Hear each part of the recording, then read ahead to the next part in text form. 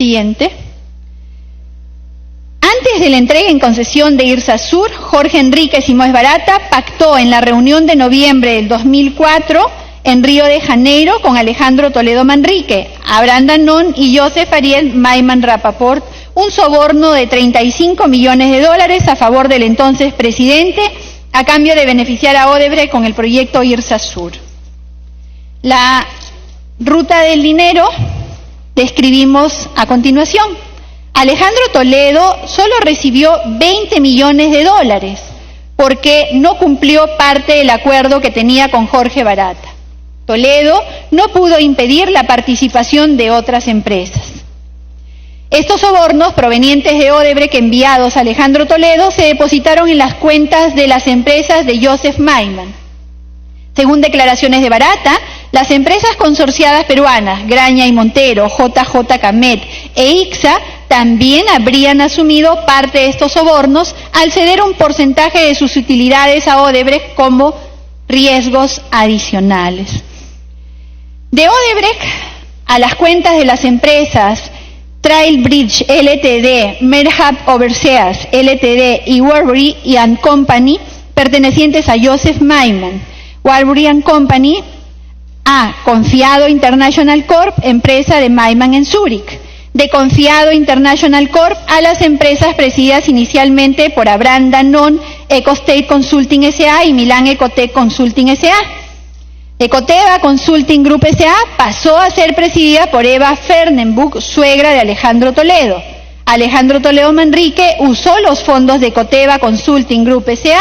para comprar inmuebles, tales como la casa en Casuarinas y la oficina en Torre Omega, y para pagar hipotecas como la casa de Camacho y de Punta Sal.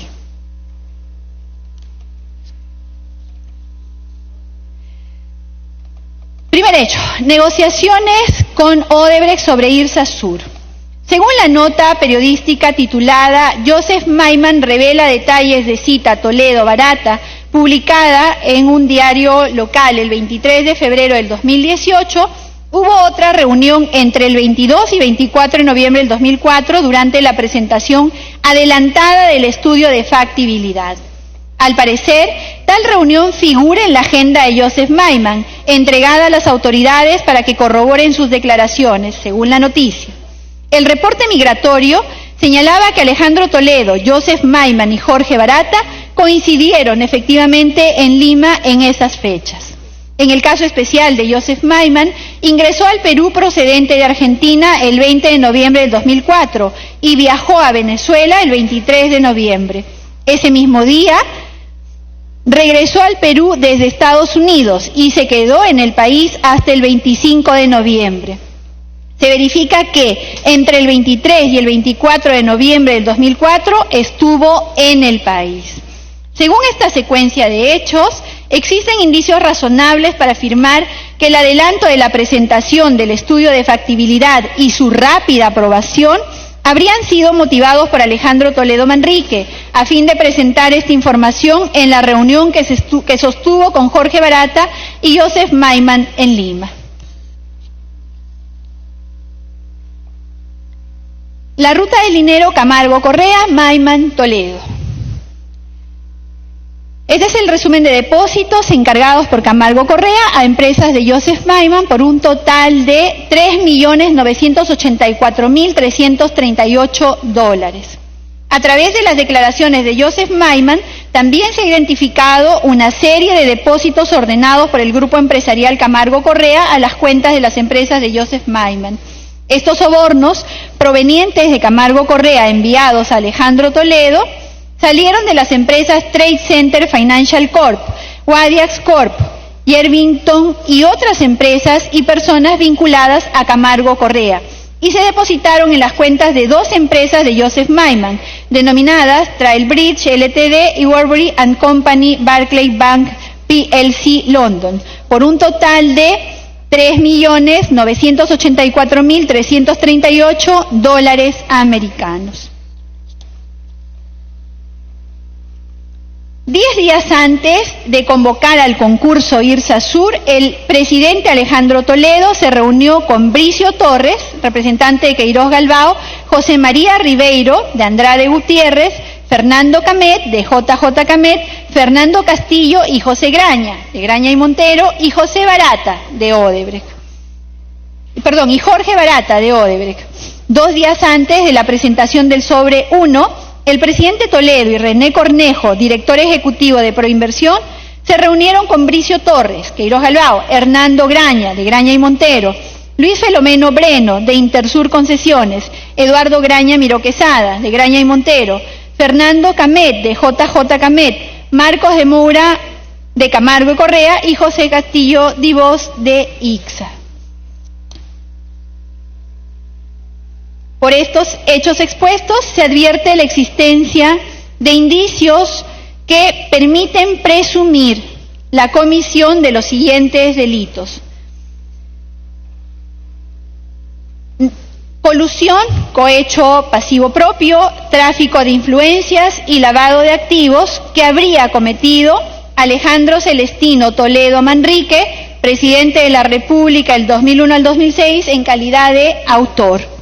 Como cómplices de colusión estarían Abraham Danón, jefe de seguridad de Alejandro Toledo; Rómulo Jorge Peñaranda Castañeda, en su calidad de representante de Alfa Cónsul, integrante del consorcio supervisor Vial Sur, empresa supervisora del tramo 2, y de representante del consorcio supervisor Interoceánico Sur, tramo 4. Y además, Duilio Eduardo Ayaipoma Nicolini, en su calidad de gerente de CECEL S.A., empresa supervisora del tramo 3.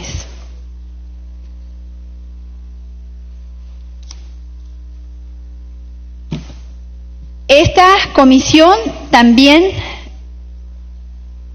ha encontrado indicios que permiten presumir la comisión de el delito de colusión como cómplices y en calidad de autores de lavado de activos a Jorge Enrique Simoes Barata, representante de Odebrecht; a Marcos de Moura Wanderley, representante de Camargo Correa Perú S.A., por Graña y Montero S.A.A., a José Alejandro Graña Miró Quesada, presidente director; a Hernando Alejandro Constancio Graña Acuña, como director, y a Gonzalo Ferraro Rey, como apoderado.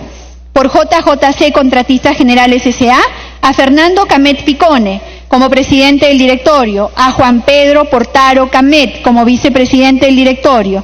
Por Ingenieros Civiles y Contratistas Generales S.A., a César Augusto Castillo Petit, en su calidad de director presidente, y a José Fernando Castillo Divos, en su calidad de director.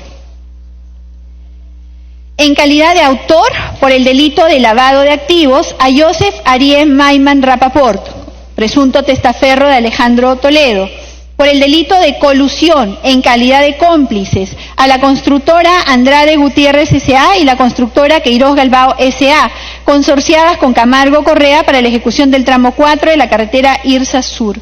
Como terceros civiles responsables, a la constructora Norberto Odebrecht S.A., a Camargo Correa Perú S.A., a Graña y Montero S.A.A., a JJC Contratistas Generales S.A. y a Ingenieros Civiles Contratistas Generales S.A. Segundo hecho. El segundo hecho relevante tiene relación con las irregularidades en la entrega en concesión del proyecto IRSA Sur. El 22 de diciembre del 2003 se contrató al consorcio Vial Sur, conformado por Alfa Cónsul, Serconsult y Conesupsa, para elaborar el estudio de factibilidad del proyecto y presentarlo en diciembre del 2004. En el año 2004, el proyecto IRSA Sur fue declarado prioritario, pese a no tener sustento técnico ni económico. Así se declaró en el Decreto Supremo número 018/2004 MTC, publicado el 2 de abril del 2004.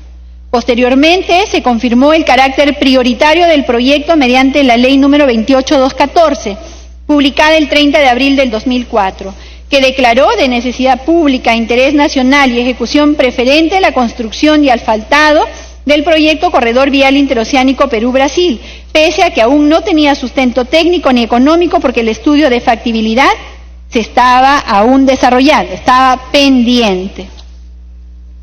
El 2 de abril del 2004, siguiente por favor, el 2 de abril del 2004 se publicó el Decreto Supremo 018-2004 MTC, que confirmó su carácter prioritario. Esta norma establecía que el proyecto se ajustaría al SNIP.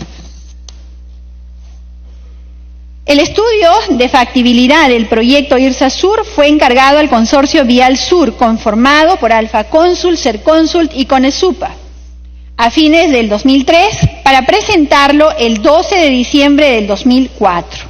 Sin embargo, su presentación fue adelantada para el 23 de noviembre del 2004 y 2 días después, el 25 de noviembre, recibió una aprobación administrativa, pese a que demostraba que IRSA Sur no era viable ni técnica ni económicamente.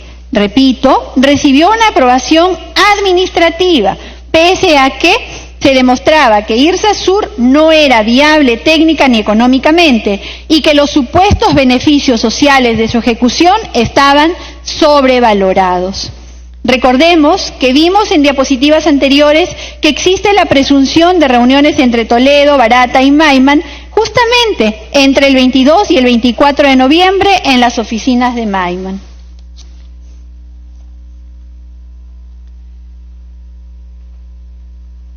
Hubo un impulso súbito para acelerar el proyecto IRSA Sur. A pedido de José Ortiz, el MTC aceleró la aprobación del estudio de factibilidad. Se adelantó 19 días, acordándose que se debía presentar el 23 de noviembre del 2004. En solo 2 días se aprobó 60 tomos. Se analizaron 60 tomos en solo 2 días. La justificación fue el interés del gobierno en este proyecto. Entre el 24 y el 25 de noviembre del 2004, Toledo y Barata se reunieron en la oficina de Maiman. Los resultados del estudio de factibilidad, según el modelo de análisis del valor actual neto, arrojan que ninguna de las alternativas, ni la presentada para el tramo 2 y 3, ni para el tramo 5, ni para el tramo 4 y 3, ni para el tramo 1, ni para los tramos 2 y 3, en las alternativas 1, 2 y 3, era viable. En todos los casos, el resultado del BAN era negativo. Por lo tanto, de ninguna manera este proyecto podría haber sido considerado viable. Debió ser rechazado o debió ser observado, pues no era económicamente rentable, como pueden observar allí, en ninguno de los 3 tramos a concesionar. El 2 de diciembre del 2004, René Cornejo, director ejecutivo de Proinversión, recomendó al Consejo Directivo entregar el proyecto IRSA Sur en concesión.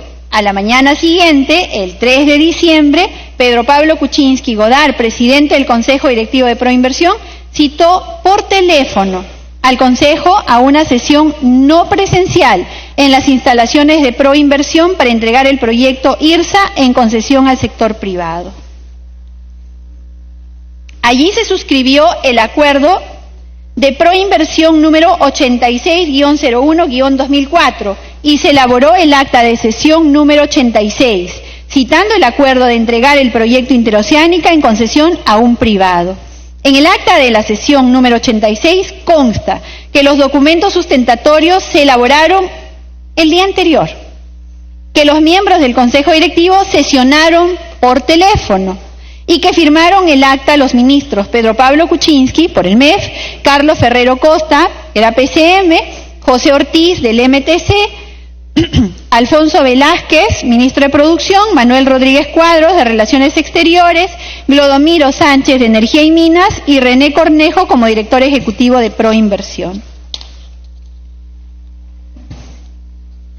El 21 de diciembre del 2004 se ratificó tal acuerdo, se ratificó con la Resolución Suprema 156-2004 EF, pese a carecer de sustento suficiente y solo basarse en el resumen ejecutivo del 2 de diciembre. El 23 de diciembre del 2004, el director ejecutivo de Proinversión, René Cornejo Díaz, solicitó al Ministerio de Transportes y Comunicaciones mediante el oficio 397/2004/DE-CI-RD/Proinversión exceptuar al proyecto IRSA Sur de los requisitos del Sistema Nacional de Inversión Pública SNIP. La ley decía que el SNIP era obligatorio para estos proyectos y que su exoneración solo procedía por excepción si se emitía un decreto supremo refrendado por el MEF y el ministro del sector del proyecto, en este caso del Ministerio de Transportes y Comunicaciones.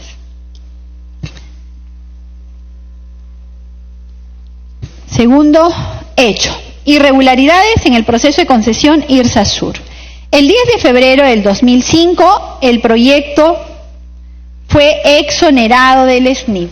¿Cómo se hizo? Se emitió el Decreto Supremo 022/2005 EF y exonera al proyecto IRSA Sur del SNIP y de la fase de preinversión, es decir, también de la evaluación sobre su pertinencia, viabilidad, rentabilidad social y sostenibilidad.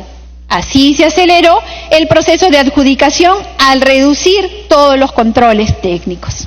Este decreto fue firmado por Javier Sota Nadal, encargado del MEF en ausencia de su titular, Pedro Pablo Kuczynski.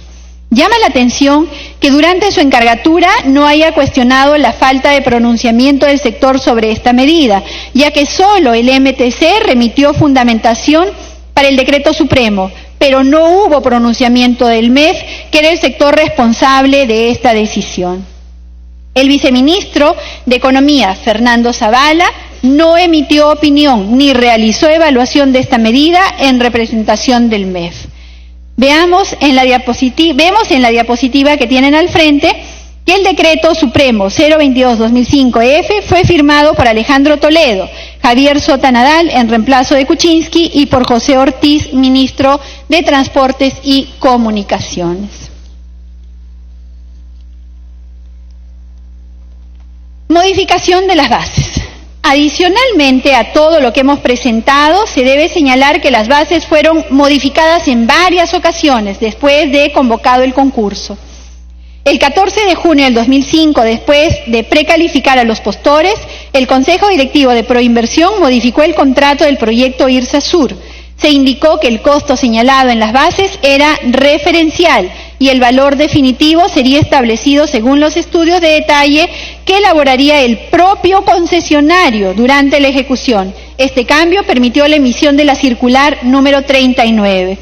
La circular número 39 del 17 de junio del 2005 comunicó a los postores precalificados el cambio en el presupuesto de las bases. Repito, la circular número 39 de junio del 2005 comunicó a los postores precalificados el cambio en el presupuesto de las bases. Tenía la aprobación de los ministros Pedro Pablo Kuczynski, Carlos Ferrero, David Lemor, José Ortiz Rivera y Glodomiro Sánchez Mejía, todos ellos integrantes del Consejo Directivo de Proinversión.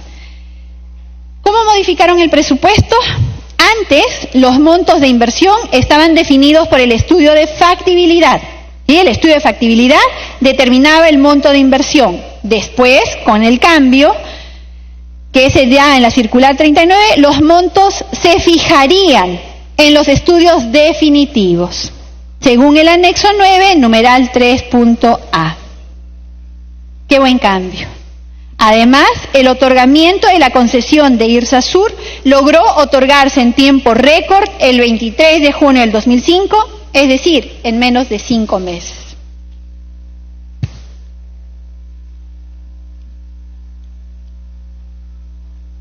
Por otra parte, la Contraloría General de la República formuló observaciones porque mediante el decreto de urgencia 016/2005 se elevó el nivel de endeudamiento del país para cubrir la envergadura de la obra y garantizar que los concesionarios suscriban los contratos de concesión. Dada la naturaleza del decreto en mención, se requería la opinión del viceministro de Hacienda, quien entonces era el doctor Luis Carranza. Pero tal vez, por su abierta oposición a esta medida, no se requirió su opinión para emitir el citado decreto. Este decreto, al parecer, motivó la renuncia de Carranza. Más bien, este decreto motivó la renuncia de Carranza, pues fue él mismo quien lo explicitó ante la comisión. El señor Luis Carranza dijo: eso gatilló mi renuncia, por eso yo me alejo. Debía haber opinado y no se pidió mi opinión. Ante las observaciones de la Contraloría General de la República, empieza a darse una mayor intervención en favor de la concesión por parte de Fernando Olivera Vega, entonces embajador en España, y de la asesora Cecilia Blume. Hubo visitas y reuniones con el entonces Contralor Genaro Matute. Como señalamos anteriormente, el otorgamiento de la concesión de IRSA Sur se dio en tiempo récord el 23 de junio del 2005. Luego se organizó un evento en Palacio de Gobierno para la firma de los contratos, realizado el 4 de agosto del 2005. Durante la firma de los contratos en Palacio de Gobierno, la Contraloría General de la República cuestionó los juicios pendientes de algunas concesionarias. 3 horas después, un consultor legal informó que no existía impedimento y se continuó con la firma de contratos. Veamos paso por paso cómo sucedieron estos hechos tan extraños durante la firma de tan importante contrato. El 4 de agosto del 2005, a las 10:02 de la mañana, fecha de la suscripción de contratos de concesión, llegó a Proinversión el oficio 262-2005-CG/BC de la Vicecontralora General de la República, Rosa Urbina, comunicando que varias empresas ganadoras como Constructora Norberto Odebrecht S.A., Graña y Montero S.A. y Constructora Queiroz Galbao S.A. tenían procesos judiciales por y contra el Estado, estando por tanto impedidos de contratar. A las 10:15 de la mañana, Sergio Bravo, aparentemente en Proinversión, es informado del oficio de la Contraloría General de la República y suspendió la sesión del Comité de Infraestructura ubicado en San Isidro. En Proinversión solicitaron las declaraciones juradas a las empresas con procesos judiciales señalados por la Contraloría General de la República y se pidió opinión a un estudio externo, seleccionándose ese mismo día al estudio Monroy. A las 10:40 a.m., el mismo Sergio Bravo suspendió en Palacio de Gobierno el acto de suscripción de los contratos por unas horas, hasta que su consejo directivo definiera la situación.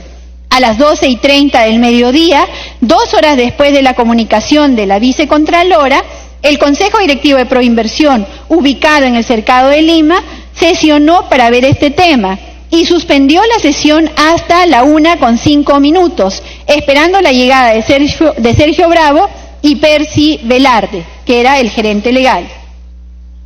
A la 1:10 p.m., ante el Comité de Infraestructura de Proinversión en San Isidro, el estudio Monroy aparentemente entrega su informe.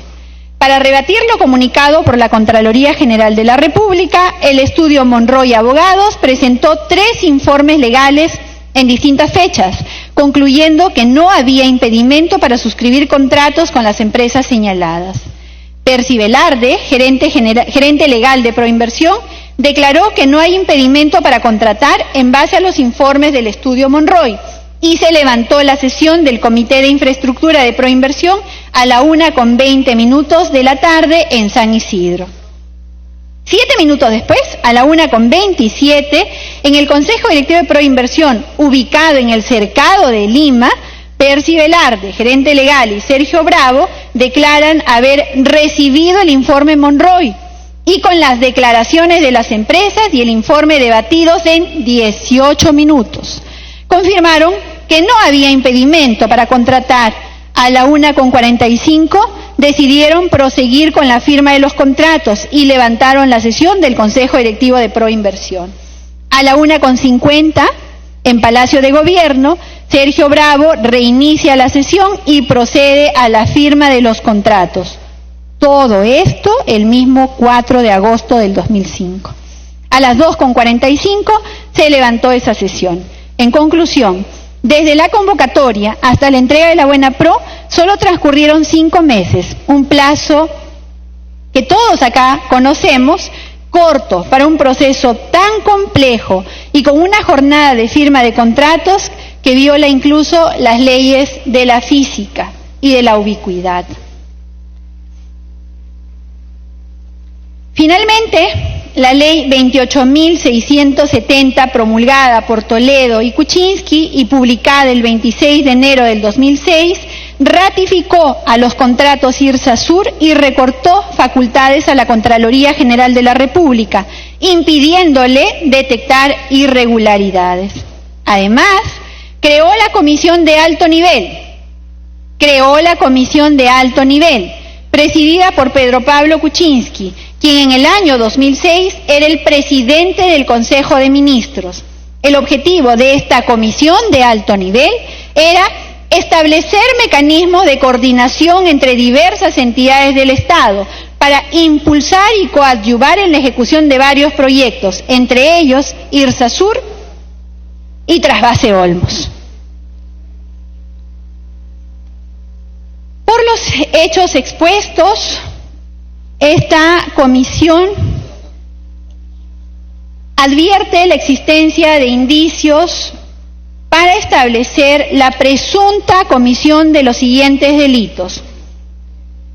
En el segundo hecho relevante, denominado irregularidades en la entrega en concesión del proyecto IRSA-Sur, como cómplices por colusión cometidos por Pedro Pablo Kuczynski Godard, ministro de Economía y Finanzas y presidente del Consejo Directivo de Proinversión, del 16 de febrero del 2004 al 16 de agosto del 2005, y presidente del Consejo de Ministros del 16 de agosto del 2005 al 28 de julio del 2006. A los integrantes del Consejo Directivo de Proinversión: Carlos Ernesto Ferrero Costa, presidente del Consejo de Ministros del 15 de diciembre del 2003 al 15 de agosto del 2005. A José Javier Ortiz Rivera, ministro de Transportes y Comunicaciones. Como cómplices del delito de colusión y tráfico de influencias cometidos por los siguientes, que habrían sido cometidos por los siguientes funcionarios de Proinversión: Sergio Rafael Bravo Orellana, presidente del Comité de Infraestructura; John Patrick Michael Barclay Méndez y Alberto Pasco Font Quevedo, como integrantes del Comité de Infraestructura. Como cómplices de colusión, que habrían sido cometidos por los siguientes funcionarios de Proinversión: Eduardo Chueca Romero Quevedo, integrante del Comité de Infraestructura; Vicente Giovanni José Campodónico Delgado y Guillermo Rebagliati Escala, como coordinadores técnicos sectoriales; Miguel Fernando Sánchez Moreno Cisneros, asesor legal del Comité de Infraestructura, y Juan Fernando Suito Larrea, como jefe de operaciones. Continuando con los responsables por el segundo hecho relevante, por el delito de colusión en calidad de cómplices: a Rómulo Jorge Peñaranda Castañeda, representante de Alfa Consult; a Juan Federico Doroteo Monroy Gálvez, abogado consultor; a René Helber Cornejo Díaz, exdirector ejecutivo de Proinversión.